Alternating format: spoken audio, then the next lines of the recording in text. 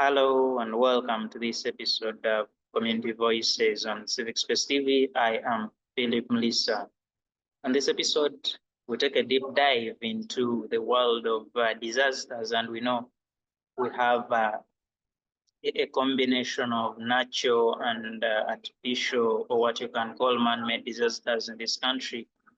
And most recently, we've had a couple of them, including the Kiteezi disaster, where a garbage field collapsed, and as we speak, 35 people were confirmed dead, but we also have reports that about 96 people is the exact number that was buried in that garbage, and we know that about 300 were displaced. We know property worth millions of shillings was spoiled in that particular tragedy, but also we have a series of others, including floods in different parts of the country. We've had prolonged dry seasons in particular parts of the country, talk about the flooding of rivers in the rainy season and streams in parts of Kasese. And but also you have things like fatal, dangerous accidents on our roads, and these are things we really have conversations about. And I think on this conversation we can indeed have a bit of it and see how all these are unfolding, but also how we can prevent and continue to live peacefully and healthy. Before we get into that conversation, once again, I'm Phillip Muliisa. I'm seated in Kampala, and I will invite you to briefly talk to us and tell us about your environment, what you think is worth being known about your environment before we get into our topical discussion. I'll start with ladies first. Of course, this is Uganda. We put a lot of respect to our ladies, and we give you first priority in most of the things, though when things are sometimes a little hard, you tend now to try and take the back seat. Nonetheless, today we shall have you at the forefront. I'll start with you. Praise, Aloikin. You welcome. How are you, and how is where you are? Thank you so much. Am I audible? Yes, you are. Okay. I don't think as women we take the back seat when things are hard, but straightforward to how I'm doing. Okay. I'm fine. I'm in Kampala, and yeah, I'm excited to be here. I don't know. I would like to know what specifically about my environment would you like to know? Yeah, you could talk to us about maybe how the weather is, or maybe the general activity of the Okay. people, or secure anything about your environment. You could just tell us about your particular house, how it's doing. Okay. Cool. So I'm in Kampala. I come from Palisa, but I'm in Kampala at the moment because I'm a student. And I can say that it's quite okay. People, not okay really, because Uganda in general is not okay.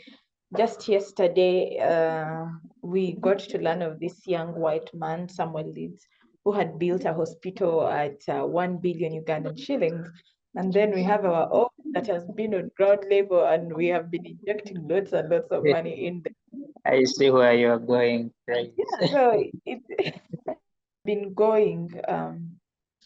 People are just discovering these things, and they've been going on like this hunt.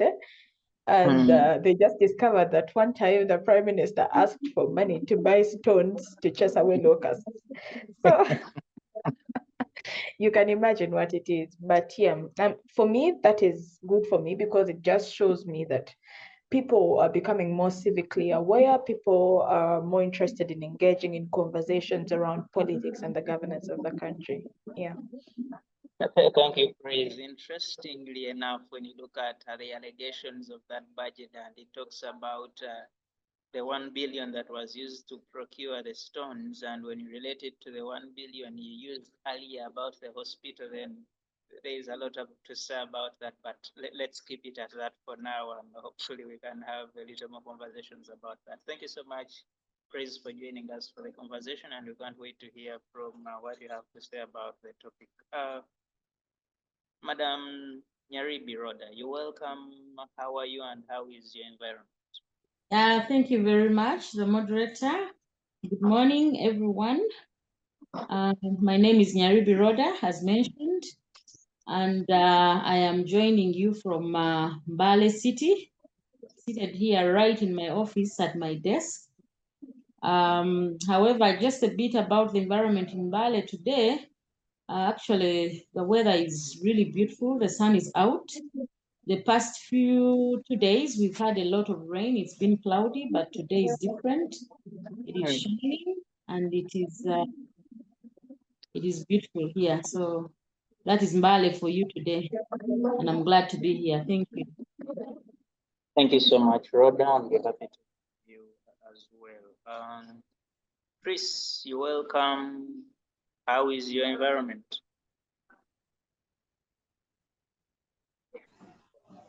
Thank you so much, Mr. Phillip. Glad to meet you again here.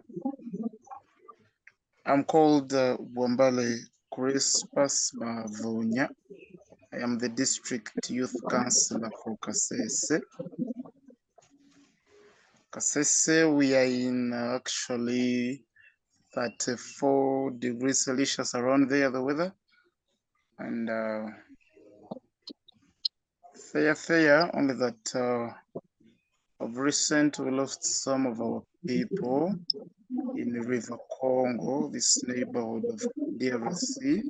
I guess some of you guys saw that clip of the ship falling into the river. Actually, I lost 2 of my relatives in that river.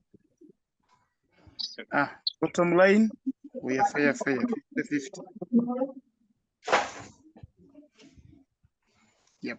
Thank you so much, Chris, and our condolences for your loss and indeed the wider loss of the peoples in Uganda on the DRC side and indeed the East African community. And we hope situations can be addressed better so that we don't have to incur such losses at such a time. Thank you so much, Chris, for joining us, and we can't wait to hear from you. And finally, Oluk, how are you?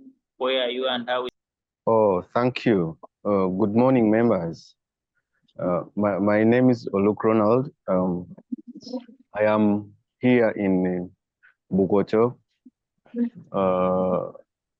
in Kampala. Kampala is beautiful. It's very beautiful. I have taken time without coming to Kampala. I've been working in up-country stations. So the new environment is very interesting. I love Uganda. I love Kampala. I thank you so much. I look forward to interact with you. Thank you so much. Thank you so much, and thank you for loving Kampala and Uganda. It is indeed a very beautiful country, and hopefully we can continue to protect that beautifulness, that nice-looking scenery, and we live with it peacefully and harmoniously. And I want to report to you that this beautiful country has a national team, the Uganda Cranes, and recently it's making us very proud. I hope you are aware. And I hope you are part of the people that are supporting the team in a matter of support, maybe financially going there to the fields to watch and so on. But the team is doing so well and we are very proud, and hopefully we shall be in the AFCON come next year. Thank you so much. Now, colleagues, away from the Uganda Cranes, let us go to the conversation.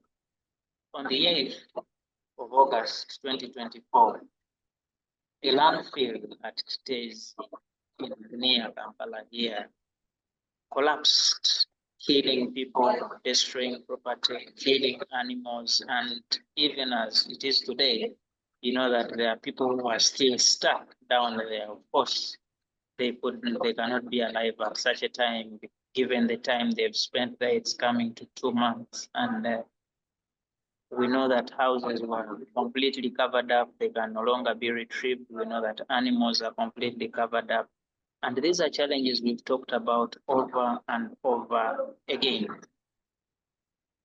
2 weeks ago, we saw the last, at least the most recent batch of aid being taken to this place from government, but also we've seen activity from NGOs, from churches, from individuals trying to assist these people to survive, giving them household items, giving them food, giving them clothes, and so on.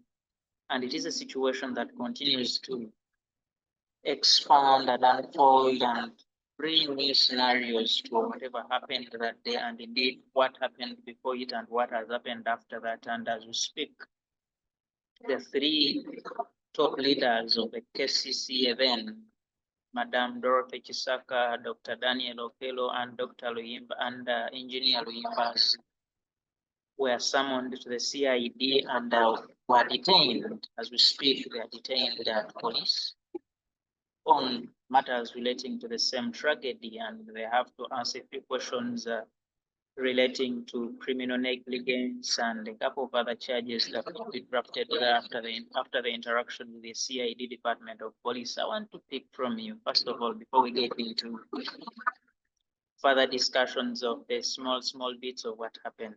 And I'll start with you, Praise. I know you had a series of campaigns talking about this, but also you engaged in a protest recently that, among other things, was talking about the inefficiencies in government and particularly in KCCA. Where we are, do you think we have had the right redress or trying to address the challenges that happened? And you think now, by summoning these people and having them fired from their job, is it the most credible response, and are you satisfied? Yes, Praise. Okay, so I'll start from the last question, the example you give of firing, the ED and other people in KCCA. I feel like that was a right move to make. It was a great move to make. Actually, it's in a country like ours where people lack shame that they had to wait to be fired from their workplaces. The thing to do was to resign immediately after the tragedy had happened. However, it's not enough. It's not the enough thing to do, because if you look at the story of Kiteezi and what happened there, you get to realize that this was a series of negligence before even the leadership of the current ED that was fired, the former ED.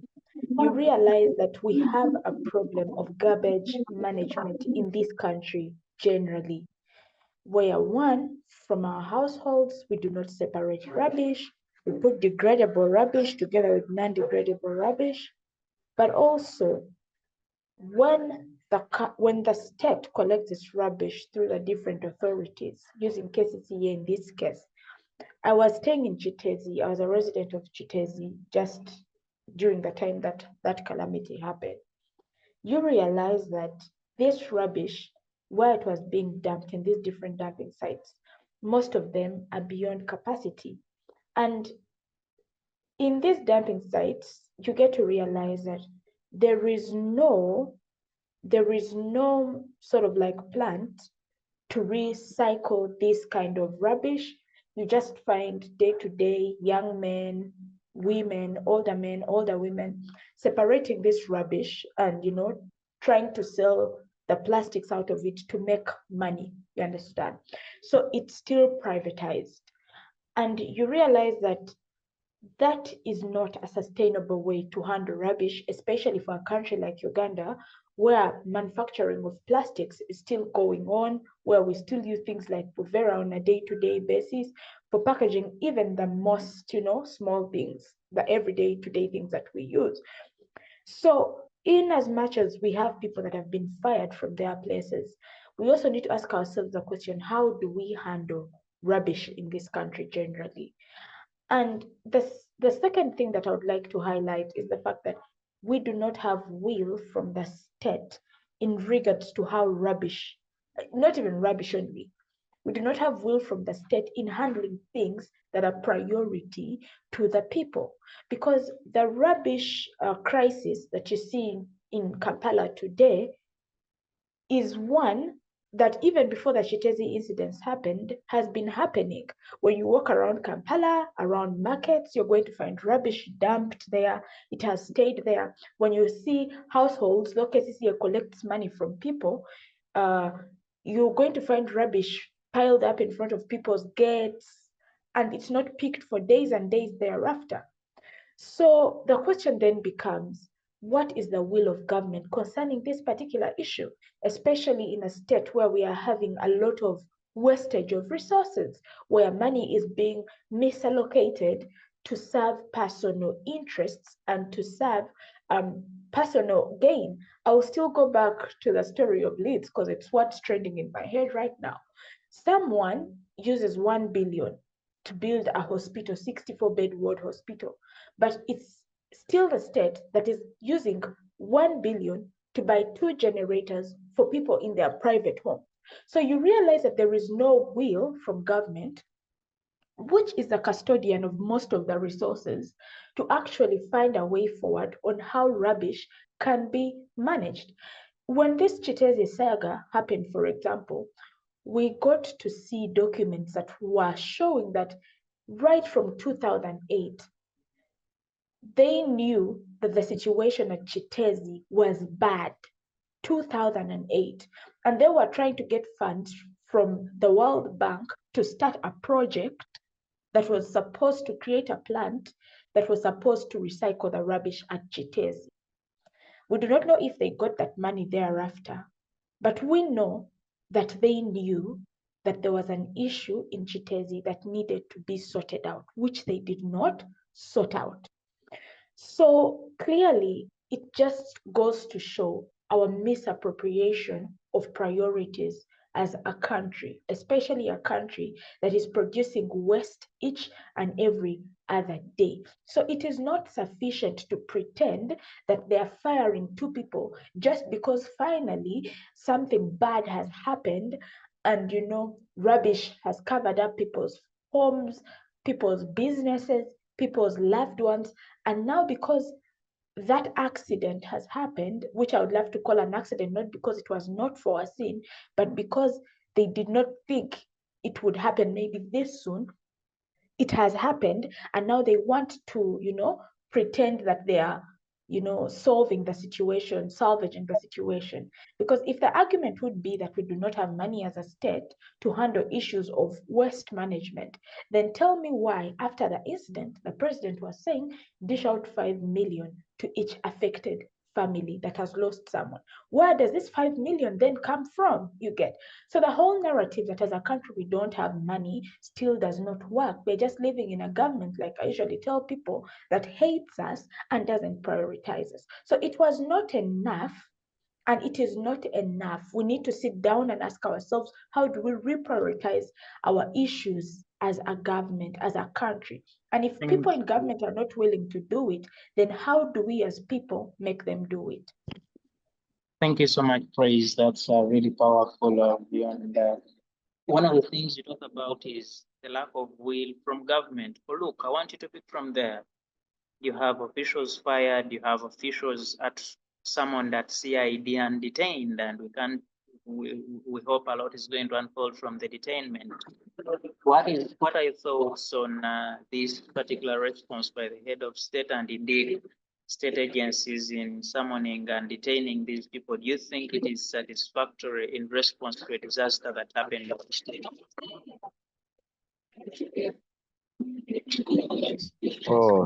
Thank you so much, Philip. Thank you, the previous contributor, for your insight. I applaud you for the observation. Well, I think the power, the constitution gives the president the prerogative mandate to appoint and disappoint at will. At will, he can appoint and disappoint. By him reacting in a way of firing the officials responsible who are the helm of management, it's a positive move. One is to show Ugandans that action has been taken. Every offices we hold it that we should account to the people. Every public office that you hold an account to the people. And I think the president is right to to make accountability even when a disaster has already happened. Our first discussant was very clear, saying that these people knew about the incident, knew about the catastrophe yet to happen, but they did not act. That is gross negligence. And if the president comes up and fires you from that office which he had appointed you, I think he is in order to go ahead and institute a criminal case for these officials to respond to. It's even a more positive assertion that the matter has reached to the highest level of office, that's the office of the president, and is much aware of that. To take them or to hold them accountable is by summoning them to the responsible department of government, that is a CID, responsible for doing that. So with the president giving a backing on with the matter, I think that is a good call. However, what we're doing is we are doing what we call a postmortem. You're doing something which has already happened. So what has happening right now is a postmortem of what has already happened, and the government cannot fold their hands and watch a disaster happen and let the people who are responsible go free. However, I can even as well advise whoever is aggrieved with the negligence that the Department of Government like Kasese has made it happen upon them. There are people who was buried in those graves. These people have what we have a mandate, have a ground to seek civil redress in any courts of law. So the windows are open for other actions to take precedence, including seeking a civil redress. I think when the president picked 5 million to give to the mourners, he was mourning with these people. He was not doing it out of what, but as a human being, when someone dies and you feel touched with that person's demise, you condole with them. So I think the president was as well trying to condole with the relatives of the victim. I thank you. I'll be open for other discussions. Thank you so much. Thank you so much. Rhoda, you see, I've hosted you a couple of times about this particular conversation, and you expressed your dissatisfaction with how. Thank you very much, moderator. Yeah. Do you hear me? Yes, I do. Hello? Yes, I can Okay, hear you. very good. Thank you. Okay, thank you very much for that observation that you've made. And I would also like to thank the two presenters that have made their submissions. And really, like you say, what is happening right now after that disaster that we had, having the top officials of KCCA being, detained by the security forces.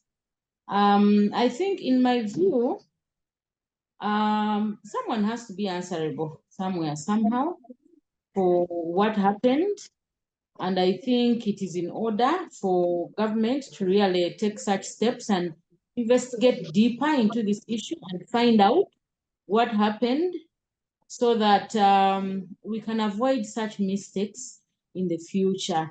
Although in my view, I still think that that should not be the focus right now. It should be done, but not much attention should be put to that. Like I've always put it here, the attention right now should be on solving the problem at hand, which problem is the challenge of solid waste management, because as we speak, every day, every minute, waste is being generated. And I think Kampala and even other cities and urban areas in Uganda, we haven't really found or put in place that sustainable solution that is addressing the issues of waste in this country. So even KCCA right now, I think we should be hearing more about what they are doing with the waste that is being generated. But like one of the previous speakers spoke, we are seeing a lot of garbage littered in the city. These private collectors that are collecting waste don't have where to dump. They are dumping this waste in different places. Actually, one time I was watching TV and I saw that people were dumping waste on the railway line, and it is huge volumes and volumes of waste. So meaning we are still going around the problem, but not finding really the solution. Like I said, the focus should be on putting in place sustainable measures like how do we recycle waste? How do we reduce it? How do we reuse it?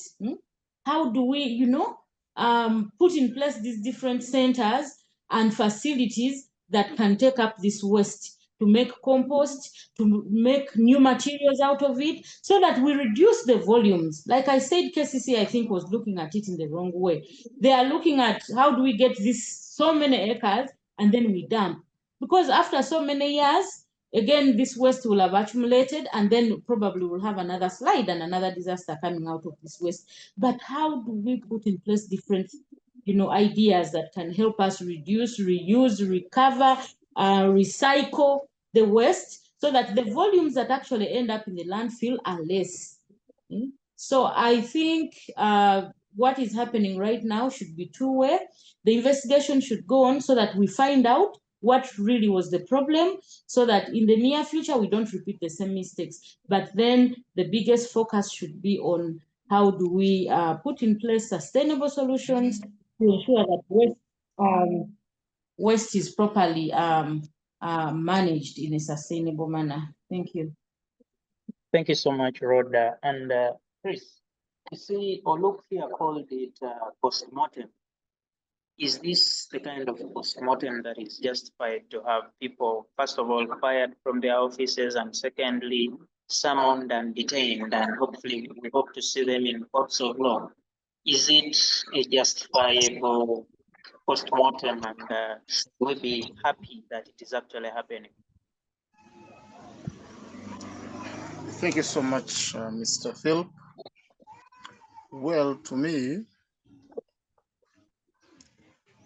I would call it, when we were studying long ago, they used to tell us that prevention is better than cure. I don't normally believe in post-mortem. Yet, if you have the facilities to do that prevention before you reach on the level post-mortem, I'll get back to Madam Rhoda's issue, where she has said that can we see where we are going to use that sewage for? Because I'll give an example. In Kasese district in 2011, because that is when I joined the council, we come up with a resolution and said, actually I'm the one who even brought it. We said the waste that we pick from various places, let us now utilize it. I'll beg that I stop my video bit, but as I speak, is it okay? Right, so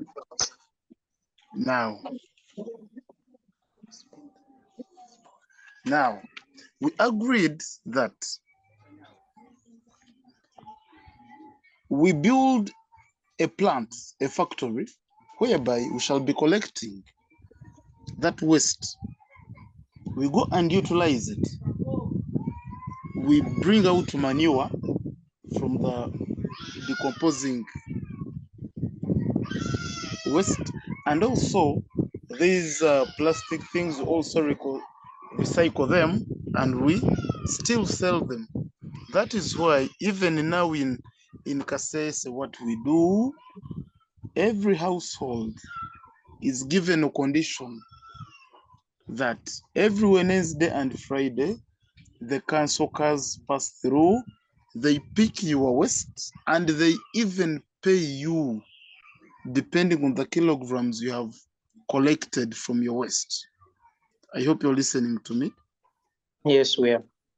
Now, a person is paid to keep his waste and to give it to you.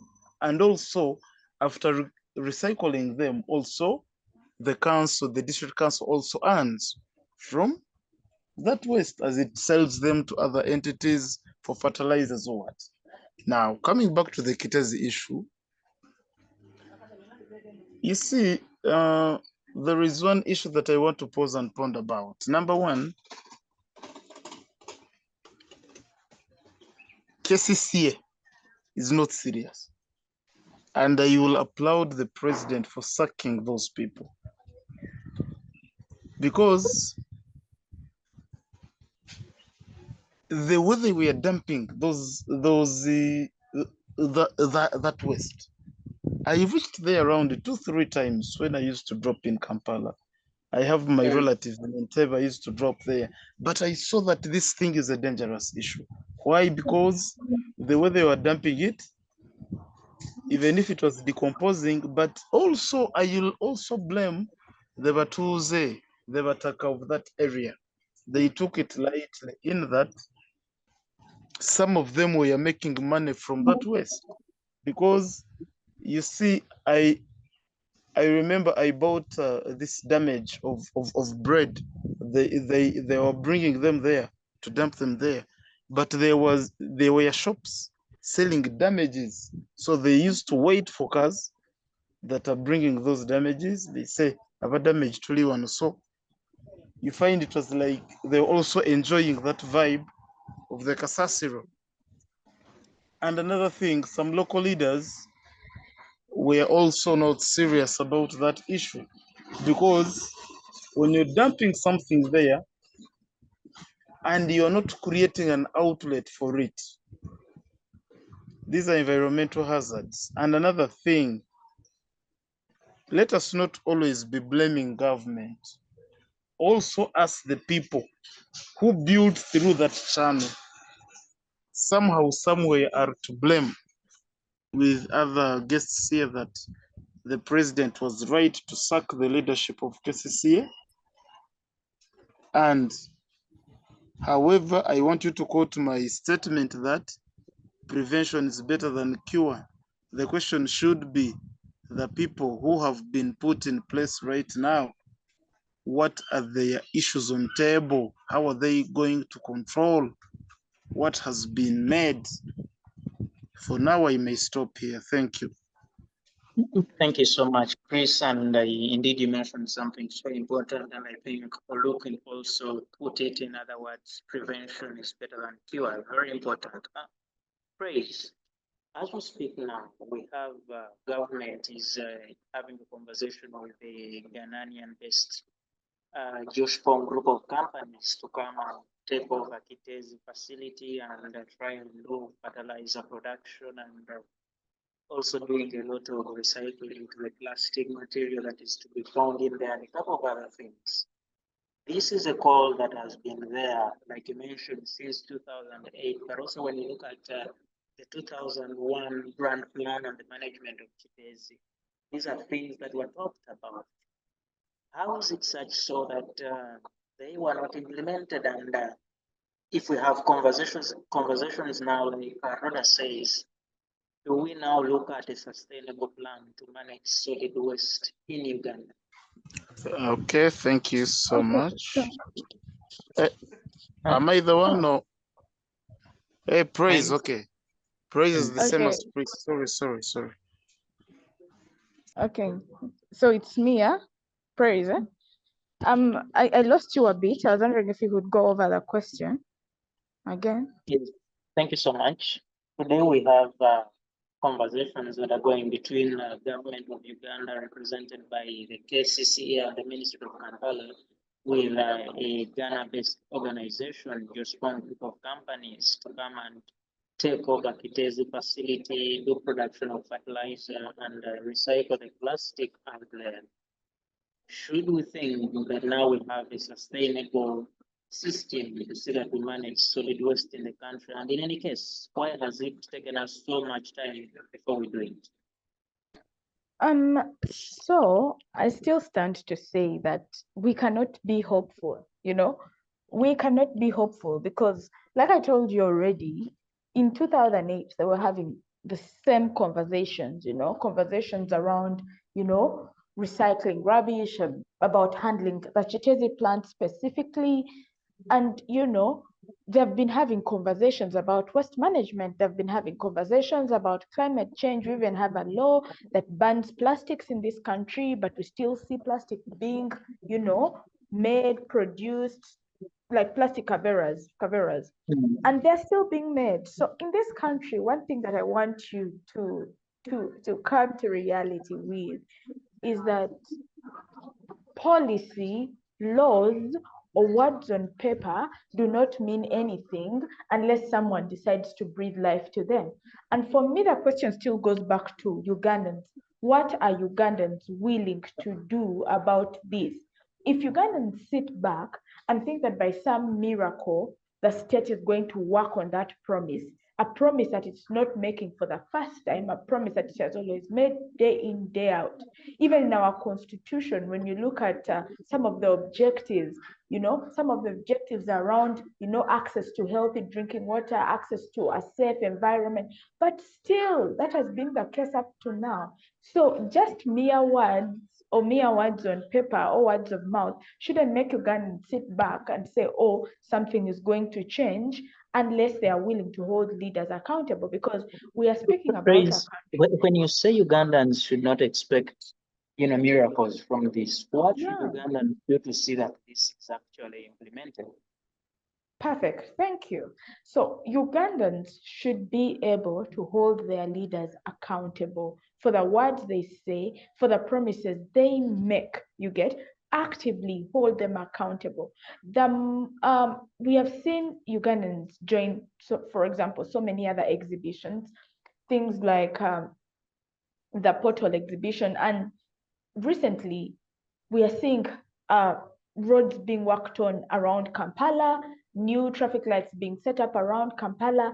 We have seen that when Ugandans rise up to ask for accountability through, for example, such civic duties or such civic actions, for example, exhibitions, for example, campaigns, you realize that there is some sort of response that comes in from the government side, because they realize that Ugandans are not, as they always have been, that they are going to sit back and watch the situation get worse and not do something about it.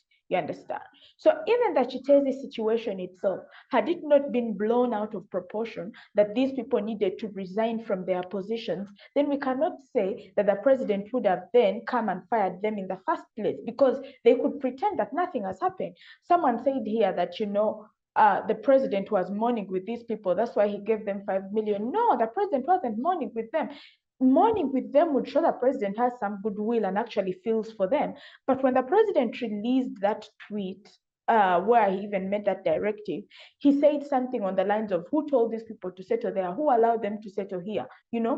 Acting as if he's not the president of the country. So if the president doesn't know that, there's a garbage heap that's almost falling on, who should know? You understand? Who should know that these things are going wrong in the country? So to me, I feel like he's not mourning with them. He's just doing what he has to do because he wants to appear sorry at the end of the day, because he could have done better things about this, and he has been keeping up to date with issues in the Kasese. That's why he has the power to fire. He has fired before. I remember the lady that resigned the other time, what was her name? Jennifer. Is that her name? Yeah. So there is no will. But my point is that we should not take those words for what they are if you're not going to hold leaders accountable. Just recently, a few days ago, I saw people in Kiteezi protesting because, there were issues of them being sent away from the land without compensation and stuff like that. There are people that have not yet been able to recover their priority. And you see, we could sit back and say that, oh, look here, there's some will because the president has fired these people. These people are now undergoing investigations, stuff like that. But this very president, just a few days ago, actually not a month before the match, he reappointed someone who was convicted of corruption to head an anti-corruption unit. Then just a week ago, I think, he pardoned a corrupt official who had embezzled people's money. He pardoned him to leave prison and even asked the state to compensate him from the national coffers. Like he stole money, but we are somehow supposed to compensate him for stealing money from us. So we cannot say that in any other way we are going to expect justice, because even the courts of law, the courts of law that handled, for example, the service award issue, which was clearly an irregularity, instead of punishing the MPs that were involved in the scandal, they ended up, advising that the punishment should be given to someone else. So for me, I totally have no hope, in the words of any leader in this country, unless they act. Maybe So we're it's just a actions that they are peaceful, asking. loving society. What do you think? Maybe we are just a what? A loving, a people that love peace. We forgive, we forget, and we continue.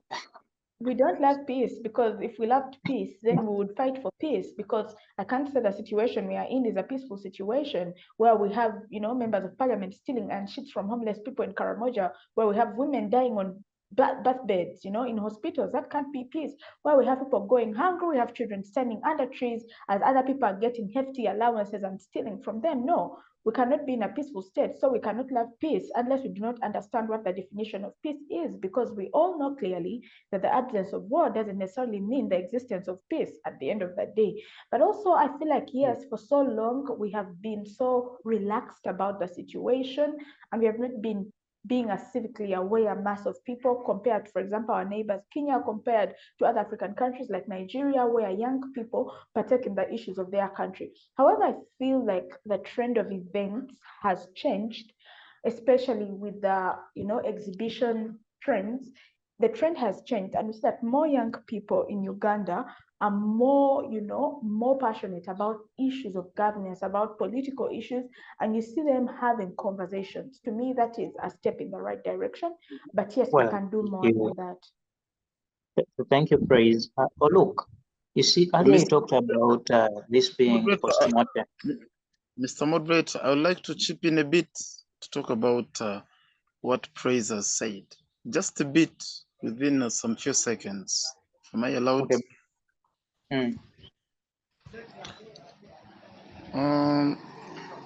I would like my colleague here, Praise, to kindly tone down a bit about the issue of saying we no longer have people who love our country. You see, a leader should be a dealer in hope. We speaking here, it means we are representing other voices that are out there to speak about.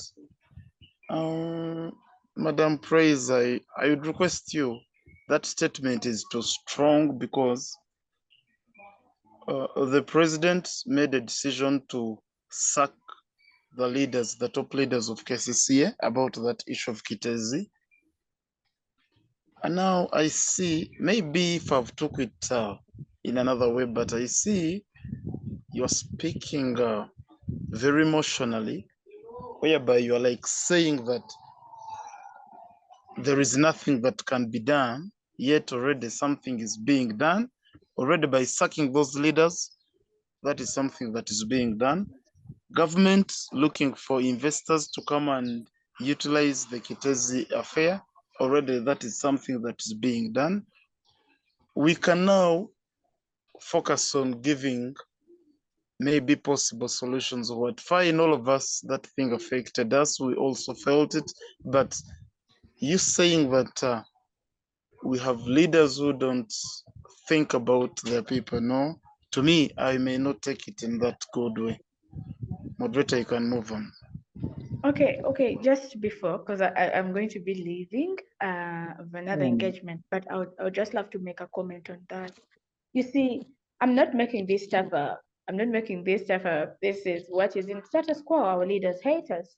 And love is actions, love is not words. And for so long, we have been mongering hope to people. For so long, we have been covering the situation and, sweeping stuff under the carpet. And how far has it brought us?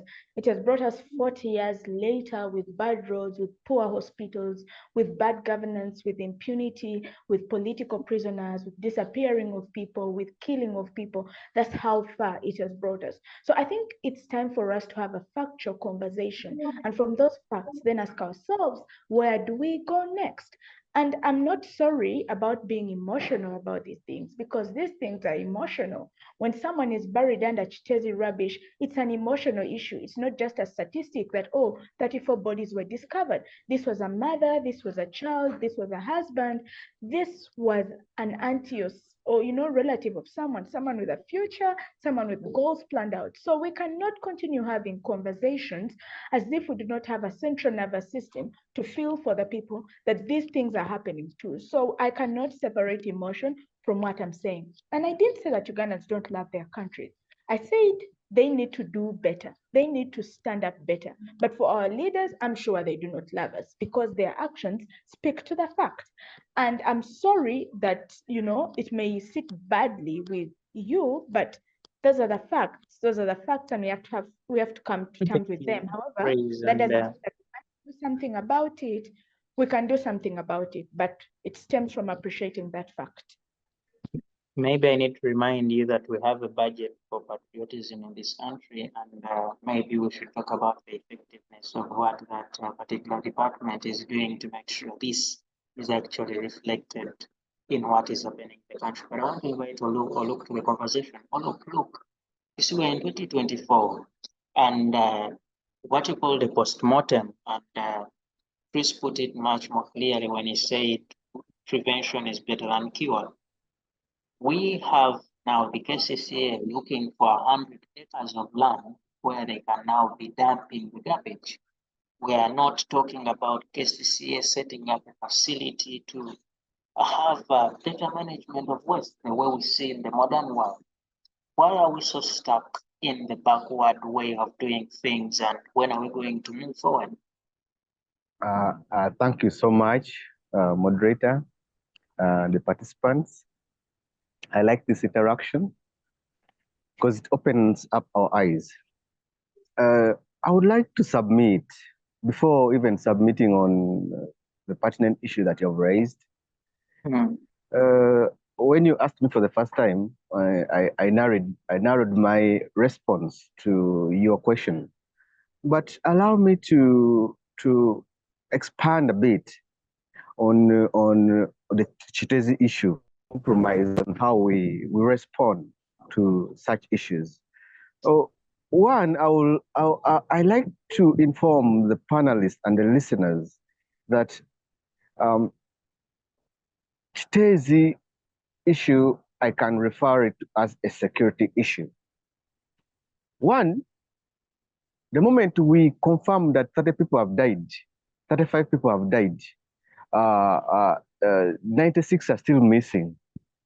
We are talking about lives. We are talking about properties. Remember, Article 2211 of the Constitution mandates the police and gives it powers to protect life and property. Reason why you see our officials, the ex-officials, going before the CIDs is because CIDs have mandate under Article 211 to investigate, to protect life and property, to detect crime. I think they detected a crime that has happened. That's why these people have been summoned, and they're there to respond to the crimes. Whether people died, yes, can be an issue, but for now, these people are supposed to be accountable to whatever actions or inactions they did not do. If we say they knew about the issue in 2008, what made them not to prioritize the issue of Kiteezi? So another thing, you should know that Kiteezi issue is an environmental issue. I don't want us to mix with a political issue or a political question or a political interest. If we mix it with if you respond according to politics, or you want to politicize it, you will not come to a compromise on how we should address such an issue when it arises next time. I let you know that it's an environmental issue because whatever we pick from after use goes back to the environment. You're not going to throw these things in the space. You're not going to dump them in space. You have to dump them in such a location.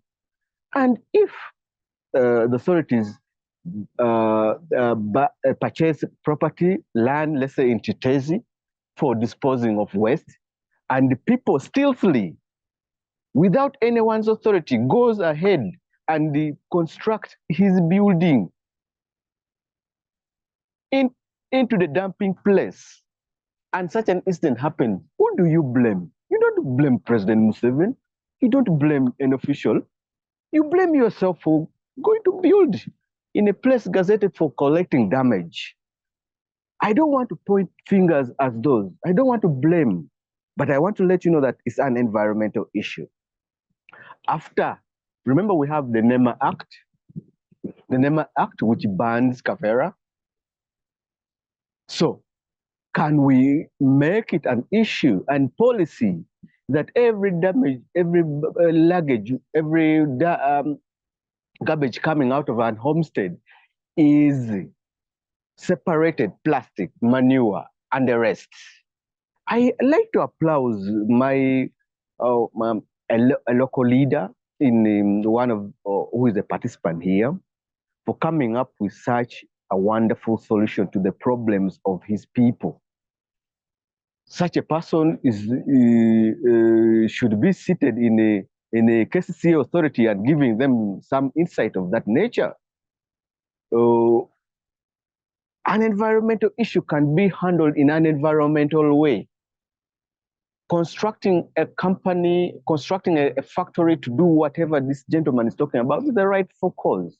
However, it's a matter which should be discussed at Kasese level. Not, I don't think an official in Kasese will be in position to listen to me. If they can listen to me, let them borrow a leaf from our colleagues on the platform here.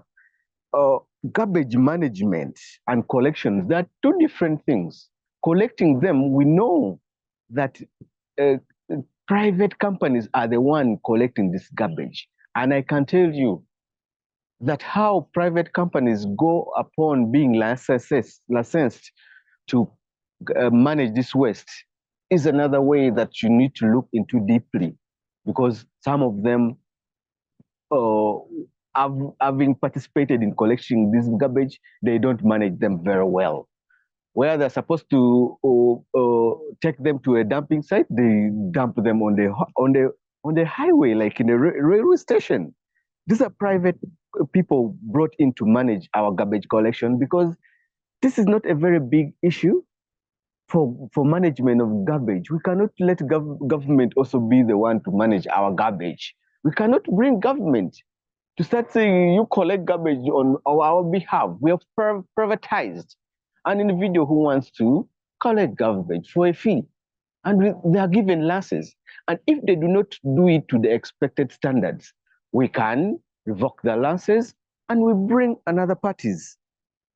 I also want to let you know that this is an economic issue.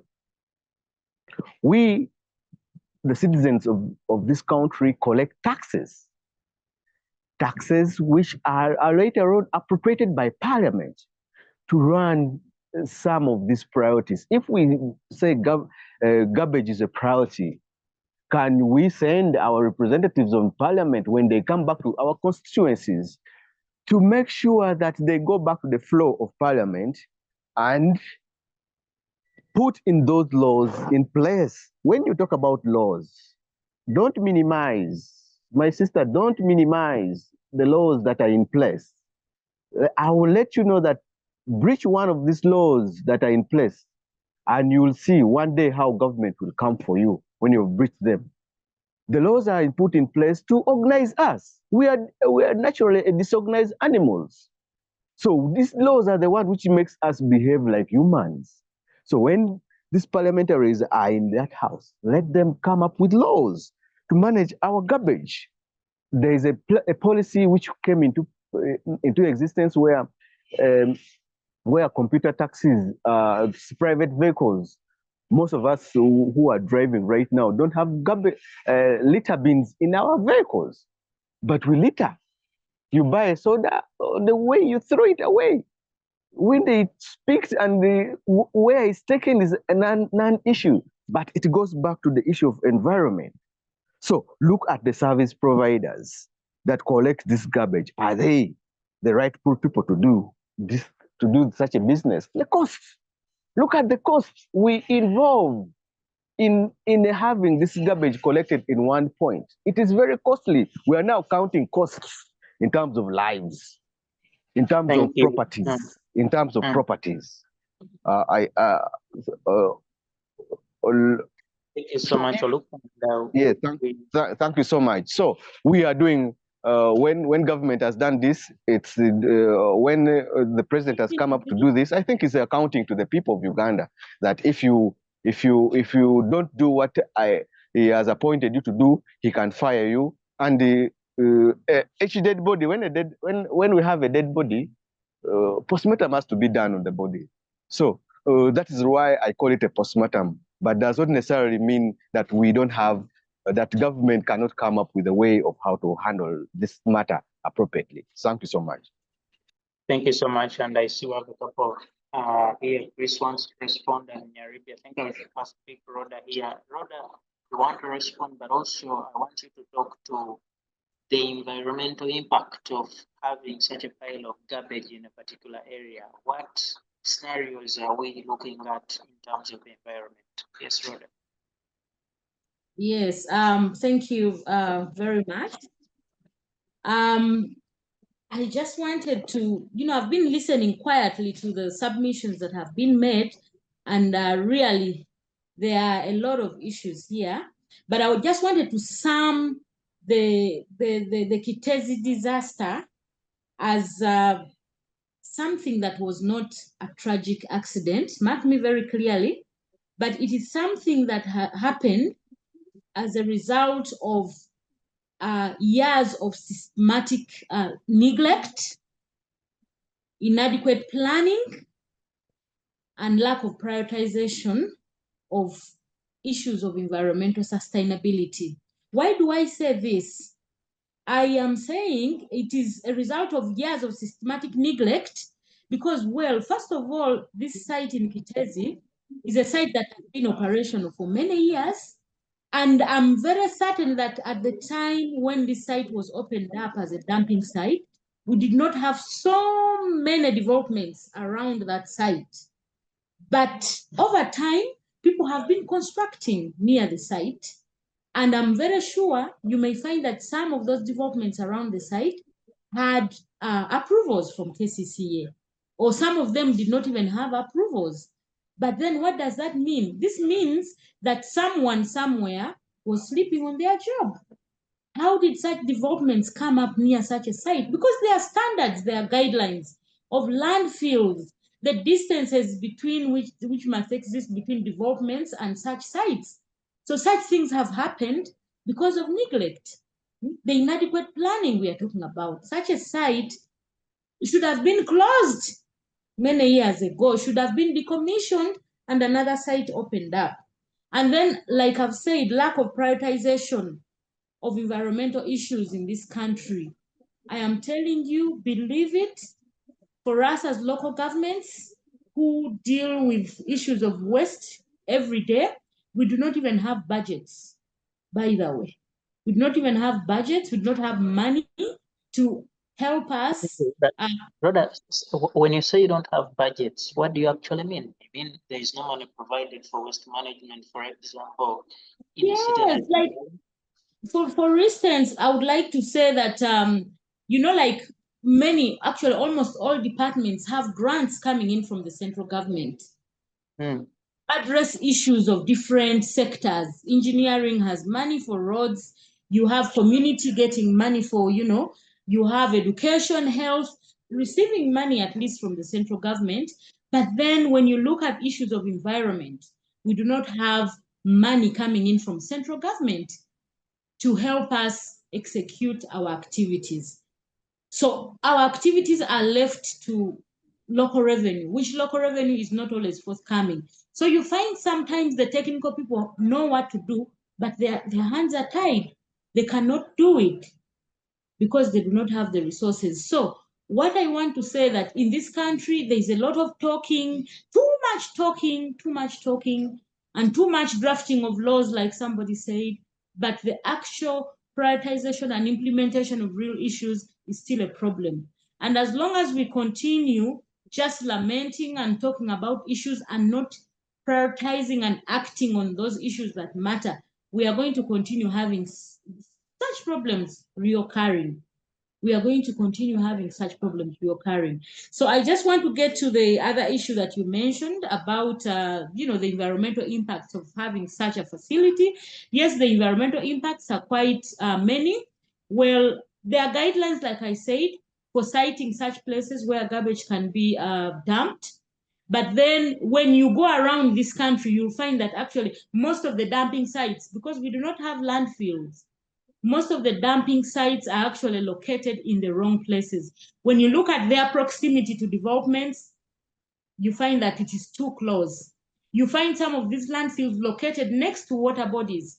And of course, with such, you have leachate, that black liquid that comes out of the waste flowing into these water bodies. You find that leachate flowing into gardens, and most of this leachate has toxic substances in it. And when people use this water, they are going to get sick. If it is absorbed into the soil and people are growing foodstuffs, you're going to have people getting sick. And then most of these dumping sites that we have in the country, you find waste being burnt, and people are inhaling these gases. Or if it is accumulated, therefore, have gases like methane and carbon dioxide coming out of this. And when people inhale these gases directly, they are affected, but also to the wider environment. These are gases that contribute to actually global warming, because we call them greenhouse gases. And actually waste is one of those that produces the most dangerous one, which is methane. So as long as we continue talking, there are many solutions that we can put in place, but these require resources. And the most important solutions are the local solutions. How do we go out to the communities and sensitize people to have rubbish pits, to sort their waste, to have rubbish pits, to make compost at that household level, so that we reduce on the volumes of waste that are coming to the urban authorities to manage. Because most times people think they have no responsibility in waste management, and they are just saying it is the city council that has to do the management. That's why you find people littering garbage everywhere, along the roads, in the rivers, in the streams. People wait for rain to come, and then they throw the garbage in the drainage so that the water can wash it to whoever knows. So we need to get back to teach our people to manage waste locally, to reduce it, so that that one which they cannot manage is what they should be handing over to the city council. And then that one also we can find solutions of how to manage it better. But the moment people have this attitude and thinking and believe that whatever waste is generated has to be put out for the city to manage, it is going to become a big problem, because you can never have a landfill big enough to contain all this waste that is being generated. But as we reuse it, we recycle it, we use it at that local level, we reduce the volumes. And then let's have resources allocated for the technocrats to be able to manage waste. Like, for example, the investigations that are being done. Unfortunately, at KCCA, you will find that the investigations are being done against the 3 top officials who are actually technocrats.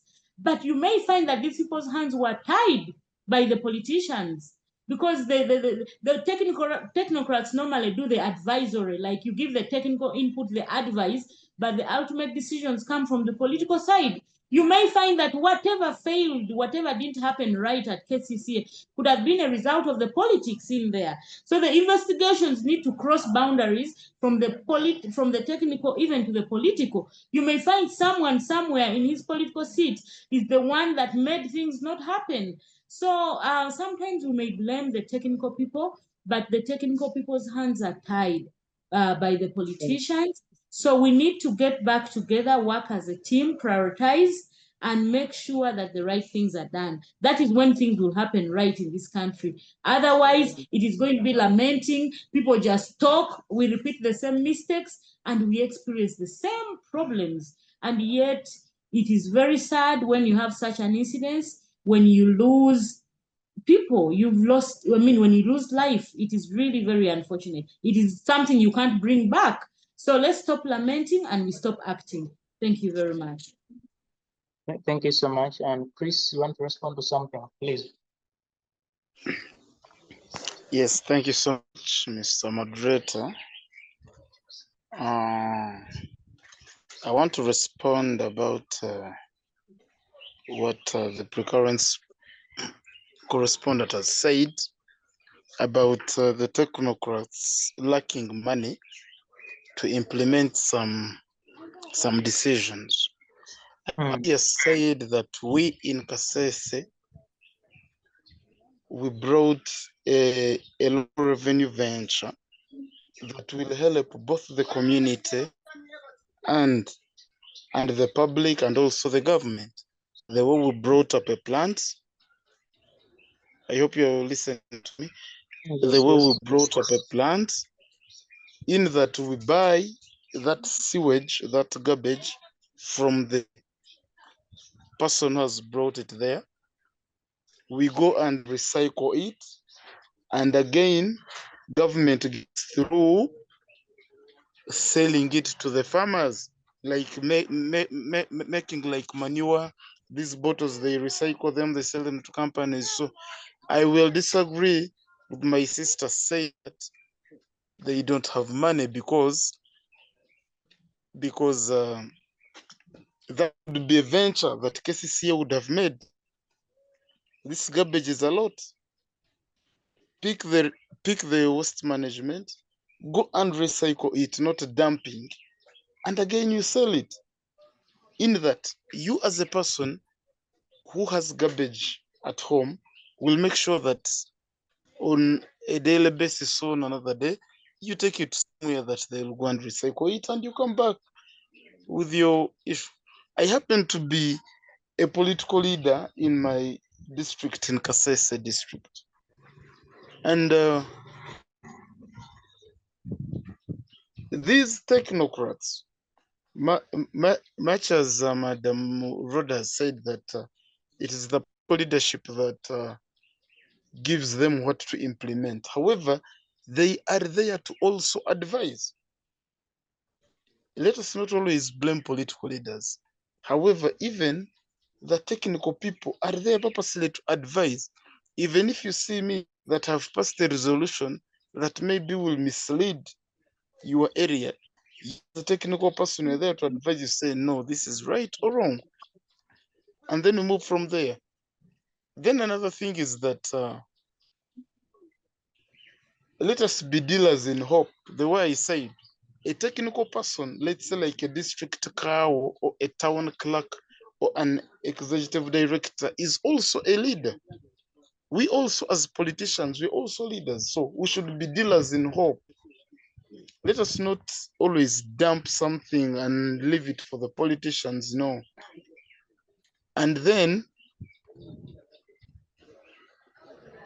talking about how this sewage can affect the environment, the issue is one. I'll support Madam Rhoda on one thing, that also as people, honestly, like Muganda says that, as in, how can you construct a storage building in a dumping site? Honestly, what do you expect? For example, I am finalizing my proposal of this. I don't know how I should bring it in a decent way. This toilet sewage feces. In that, do you know that feces generates electricity powerful than water? Mr. Moderator, did you know that? I don't. You learn it from me. Now, I sat down and said, for how long will people be constructing toilets? For how long will people be constructing these septic tanks? Now, feces, in that you go and ask in Egypt, that is how they generate some of the electricity, because you get that sewage, there is a way they work on it, and it generates electricity that is stronger than the one that we generate from water. So that should be also another something to think about, because it's also sewage. You see, in that if you sit in a local village in an area and you say, every toilet that gets full, I will pay you, and I come and pick your sewage and I generate it in another generating income. You get it? So that is how we should manage it, in that people will be forced to always make sure that once their facilities get full, they themselves, they will bring it to you, and you also buy from them, and you pick out another thing you also sell, as in it gets lost in the air. So that is my issue, sir. Thank you so much, Chris, and that is a powerful proposal. I hope once concluded, it can be considered and taken up by the people that have the power to do so. Colleagues, unfortunately, time is running much fast, but we have to really finalize on this conversation. And I want to pick from you, Oluk. I know you want to respond to a couple of things, but how do we move from this situation of having challenges east, right, and center? If we are not talking about road accidents, we are talking about political unrest, we are talking about garbage and disaster and everything. How can we ensure a sustainable future that is peaceful, that is free of such avoidable mistakes in our country? Yes, Oluk. Thank you so much, sir. I think the issue of governance is of great much importance. Government should up the game so that we don't have another disaster of this nature. Government is in place to come up with solutions. Why we elect these people in position of responsibility, or they are appointed in positions of responsibilities, is to come up with the answers to issues affecting common people. So the way forward is that government should pay the attention to the slightest details in respect to environment. I happened to travel to Rwanda. I was so impressed by the way they handle their garbage. Do you know you can never litter in Rwanda and any of the citizen arrests you? It does not require a policeman to arrest someone who has thrown a cavera on the street. Issues to do with enforcing the laws which government has put in place is of paramount importance. Like I said, yes, we are going to draft laws. Laws will be drafted. That's why parliament is in place. Laws will be drafted year in, year out. So my sister, if laws are drafted in place, what is required is that it's executed.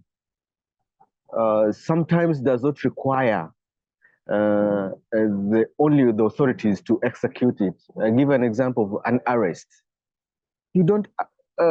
Some people think that it's only the police who can arrest, but I can tell you, even you, a civilian, can arrest, especially where I find someone has littered in your sight.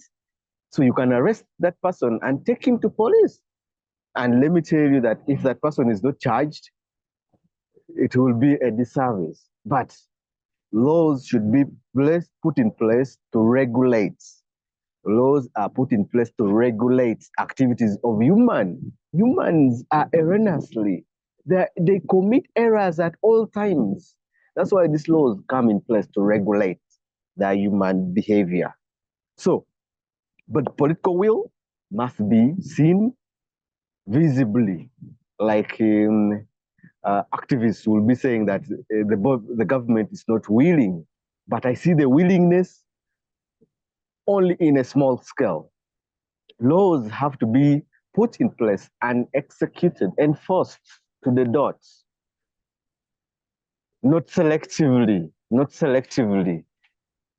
So I know of another place. With time, it will also become a disaster if we don't check on who are supervising such places of dumping sites. I thank you so much for Thank you listening. so much, Gerard, General Oluk. We appreciate those views. Rhoda, way forward and your final remarks. Rhoda, you can hear me? Yes, I can hear you very well. Thank you very, very much for the opportunity of having to share on this platform today.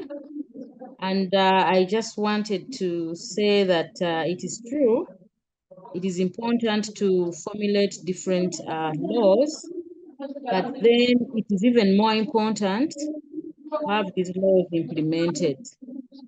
We are very good at making laws. Like it is always said, Uganda does the drafting, we shelve them, and then these laws are taken to Kenya, tried out, and then they're implemented in Rwanda. That's why the previous speaker was saying that in Rwanda, you just don't litter. Even a fellow citizen will arrest you for doing that. It's because the law is working. So it is good that we formulate laws, but for me, I believe that the laws that we have right now as Uganda are just more than enough. We just need to implement them. Like I said, stop talking and start acting. That is the only way this country is going to get to a better place. It's the only way this country is going to achieve sustainable development. But as long as we just talk and don't act, we are going nowhere. We are going to see the same things repeating. We are going to see corruption increasing, and we are going to see the citizens and residents of this country suffer. So we as people in positions of responsibility, like I said, we need to come, together, work together, that we can actually serve the people that we have been entrusted to serve. Otherwise, too much talking, no action, nothing will be achieved. Thank you very Uh, are you listening to me?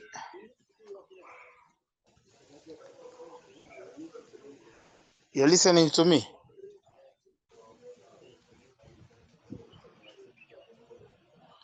I can Because hear you, I'm sir. not listening. Okay, I was not listening to you now. I thank all the panelists for having discussed about this issue, and please, the ideas were okay. I hope next time we shall get an opportunity to meet at once and we discuss more about various issues. To finalize on this debate of today is number one, like these current speakers have said, Uganda has the best laws actually. It's one of the best countries that has the best laws in Africa. The implementation is the problem. But if you read our constitution very well, the laws are very good, but implementing them is the problem. Bottom line is that let us do community policing. The way my brother General Oluk has said that in Rwanda you are as in somebody, a civilian can arrest you for doing a crime. Actually, I was in Rwanda in a place called Gachuriro, it's in Kigali. I happened to drop a bottle of mineral water, but somebody told me, please don't and never do it again. Because he knew me as a foreigner there, but he told me never do it anywhere else.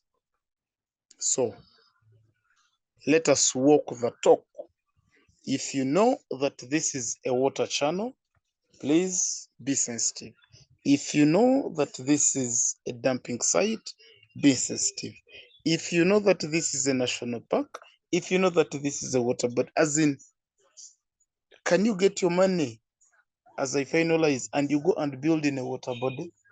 You cannot, simply because you know it is a water body. But why should you go and just construct or do something that you know that it will affect you? That is number one. Number two, as I finalize, is that we the public are the ones at times that are always in the mistake. That one, at least I can own it, because I have an experience that somebody sold me land, yet they had told me that this land is not for that person who sold me. And me, I went ahead to buy that land. And after 1 year, I was just away. So whom do you blame? It was me. So let us walk the talk. Let us know the boundaries. I'd like also to call upon the Ministry of Lands. Let them also come out, and because you cannot see me constructing a house up to roofing level and then you come and demolish my house, yet you are seeing that I'm building it. So we need various stakeholders to come and sensitize people. Actually, that community policing should move ahead, as in, let us always move to the public. Let us leave our offices, go to the public, tell them this is this, this is this. You never know, at a certain time we shall move the talk. Otherwise, thank you so much for hosting us. I remain Mbale Chrispus Mavuya. I am the District Youth Councillor for Kasese District. Thank you. Bwambale Mavuya, please. Thank you so much for your time and for the views you had to share with us. Nyaribi, Rhoda, thank you so much for your time and for the views you've shared with us. And indeed, General, I don't know whether you're a four-star general or a three-star general, but thank you so much for your views and for making time to join the conversation. And hopefully we shall have all of you once again to have a conversation, maybe on a different topic, but have you together to share with us your knowledge and how we can go about matters in this country. Special thanks to you, our viewers. We appreciate you so much for always keeping it Civic Space TV and Community Voices. And special thanks to the Center for Constitutional Governance and the entire team that makes sure this is possible. All our partners, we appreciate you so much. And from us, we say good evening.